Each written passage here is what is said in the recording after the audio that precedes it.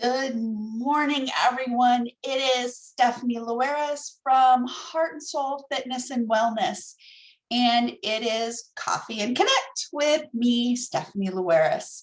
And if you would like to join me here in the Zoom room live, you can click on the link that is in the video description, or just go to bit.ly/coffee with Stephanie. But today we are discussing a kind of vulnerable topic. We're talking about self-sabotage. And we're going to talk about this from my perspective because I think it makes it a little bit easier than putting it on you if I'm talking about it from my story. So what is self-sabotage? Let's look at it from that perspective first. Self-sabotage is standing in our way of what we want to achieve, what we want to do, what we want to accomplish. It is the fear of success. It is derailing ourselves when we see that we're making progress. It is the fear of success. And this can be something really big, or it can be in the day-to-day. It doesn't have to be like the monumental things like running a marathon. It can be like cooking a really good meal. We probably sabotage ourselves more than we care to admit, or maybe even consciously realize. So I want to look at this idea of self-sabotage today through a different lens. I want to look at it through the idea of making excuses and justification. So we do this in a lot of different ways. And it keeps us in our comfort zone. We like our comfort zone. It's where we're safe. It's where nothing can touch us. But it's also where nothing changes. And it's not that the comfort zone is good or bad. It's just that everything stays the same. And if we're in a place where we desire something different for ourselves, if we desire to feel differently, if we desire a different health outcome or desire something different in terms of movement or nutrition or feeling differently in our body, then staying in that comfort zone is typically not in our best interest, because making changes isn't usually in our comfort zone. We can make some changes that usually hit somewhere on the border of the comfort zone, but we have to go a little bit further, just that step further, to create habit change, to make consistency, to create consistency, to really look at what it takes to achieve that change in insert fill in blank. So it comes back to that idea of the New Year's resolution, of the grand sweeping change, that we might make some changes. we might overhaul some things and build some momentum, get going for a few days, a few weeks. We might even be successful for a few months. And then all of a sudden we come up against this wall and we're beating up our heads against this wall. And we start making excuses on why this doesn't work anymore. I'm too busy. I can't afford this anymore. It doesn't fit my whatever. And that it might be true, but have we really looked at the full scope of what's going on with this barrier that we're smacking our heads up against? Have we found the support that we can go above, under, around this barrier that we've come up against? And sometimes we can't see the trees for the forest.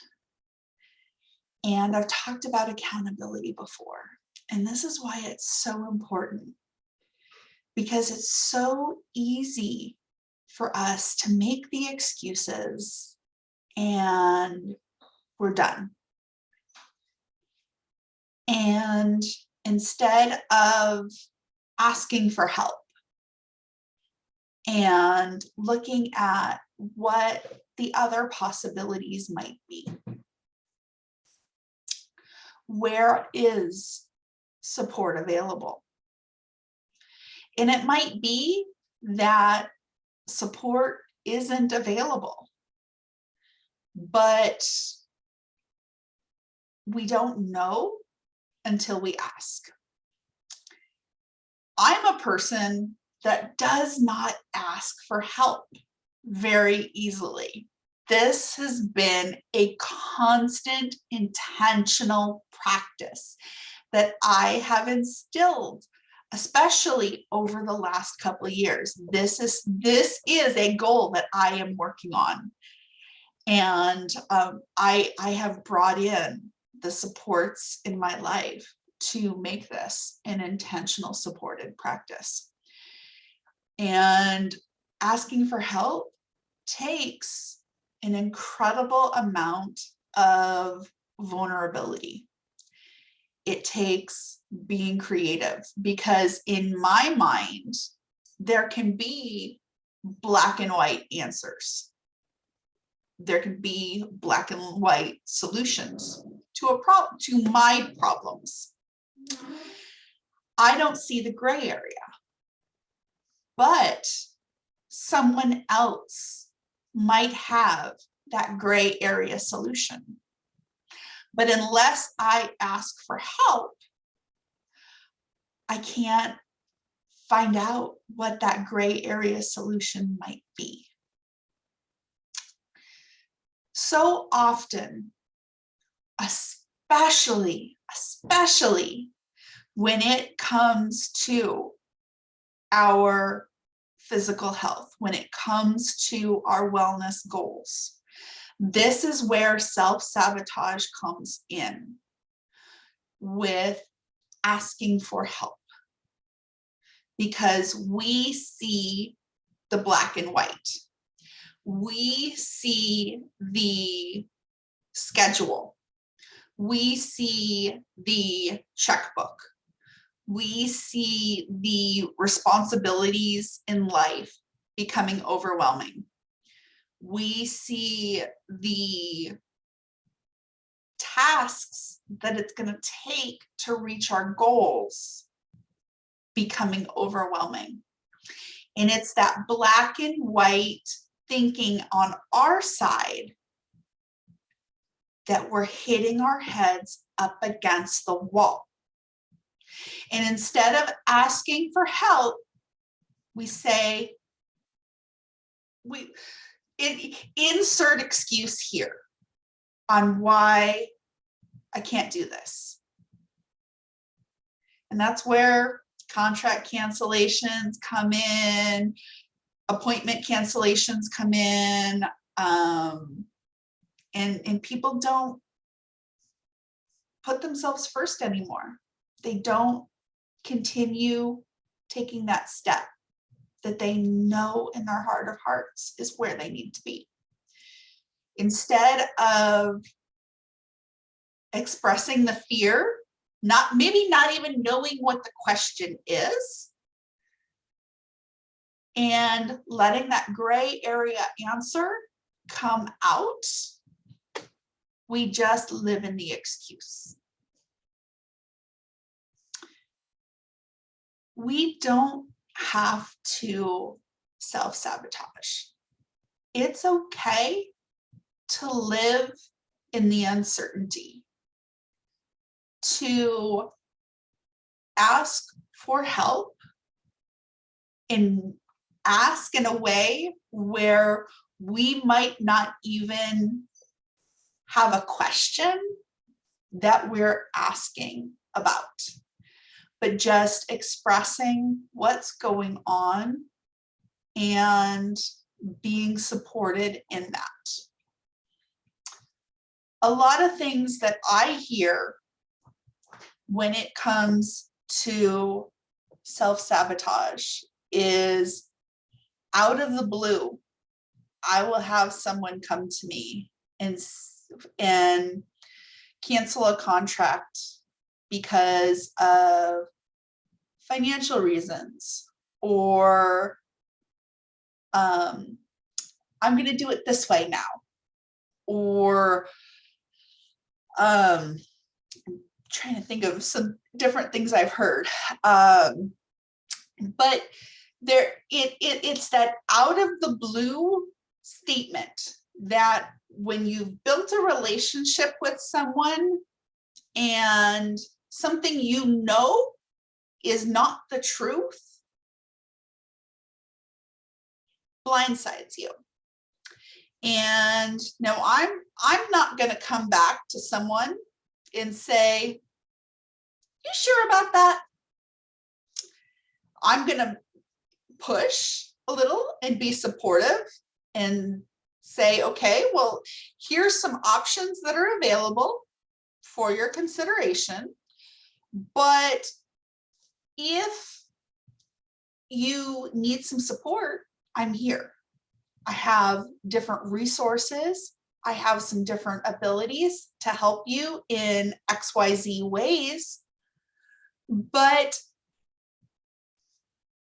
when someone is in that place where they're convinced there is no way forward, sometimes we're not going to bring them out of that black and white thinking because they're not willing to find an answer, because they're so focused on this isn't going to work. So from my side, it's being open and understanding and leaving the door open to, I understand that right now it's hard. And when and if you come around, I'm here. And these are the options that are available. And we can go forward. There are different ways to approach things. There is not one way to achieve a goal.